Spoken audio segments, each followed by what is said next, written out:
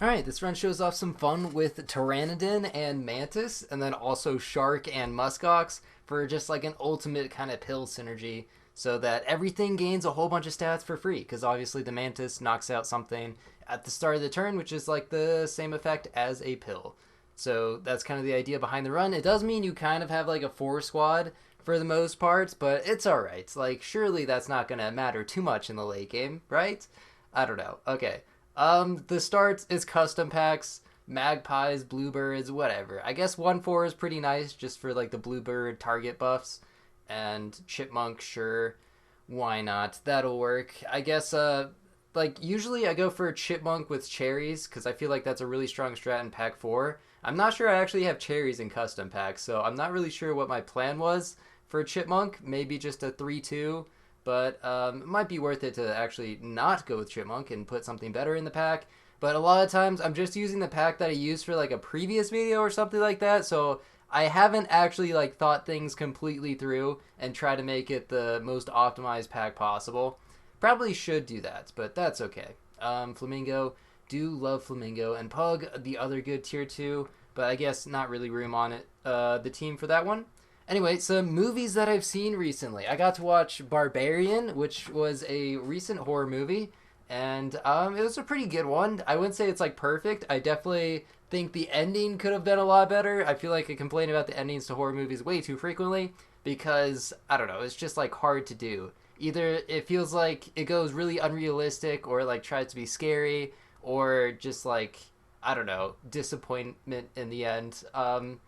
But like Barbarian, I think the premise of the movie, which like I don't know how much I should get into spoilers, but the like description of the movie is like a woman goes to Airbnb and finds someone who's already living there, and I think that's pretty much it, which was a great description because it really doesn't spoil anything, but it still gives you kind of a general idea. And even though, like, okay, minor spoiler, that's not really what the film's about. It's more of like a red herring, but I don't know. It's nice to not get spoiled, I guess, which is also why I don't like watch trailers and stuff like that.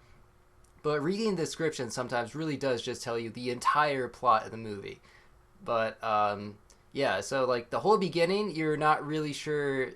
Like in hindsight, it's like it was all red herring, but at the moment, you never know like when it's gonna turn. And I think it kind of messes with you in a pretty nice way, where it's just like I don't know. They act very reasonably, I think, and it still manages just to be creepy because I guess when you add like creepy music to anything, it usually makes it scary, no matter what situation it is. It could be like a completely happy situation, but with like grim lighting and a creepy music soundtrack, it seems scary. I don't know, but yeah. So I gave it like a 3.5 out of 5. Still pretty solid. I mean, as far as like modern horror movies, I guess it's pretty good.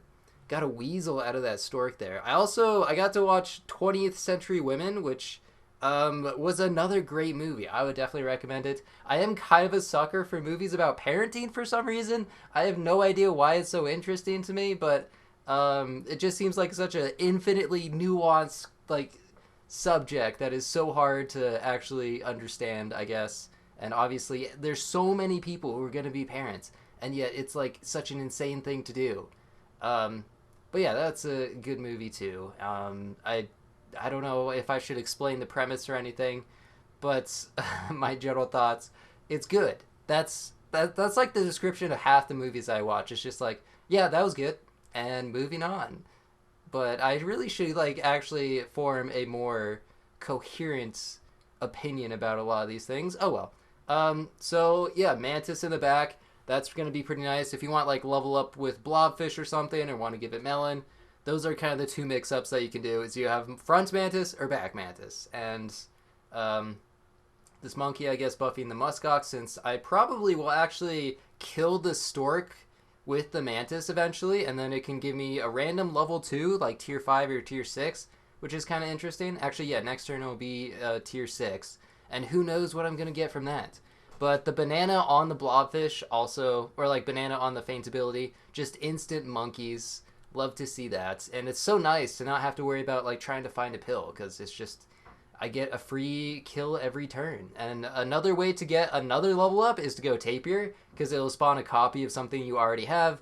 So it could give me a monkey, muskox, or a mantis. And a shark, there we go. So there's the kind of the pill synergy. Anything that faints in front of the muskox, of course, it gains 2/4 at level 2. I gain the stats from the mantis, and then I also get 2/4 from the shark.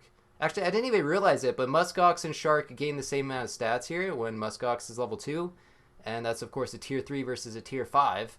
I just noticed that, somehow. It has taken me, like, 1,500 hours of playing this game or something to notice that. But, hey, the muskox is still a fairly new unit, and I guess you don't get to see pilling in front of it too frequently. But, so the main idea was get Pteranodon, and I wanted to see if it double activated feint abilities on, like, muskox and shark. And it turns out, unfortunately, it does not, but it still will double activate like the mammoth ability, which is pretty nice. And there we go. There's the tapir pill into level 2 shark, and mammoth is going to be absolutely perfect. Melon, of course, get that protection.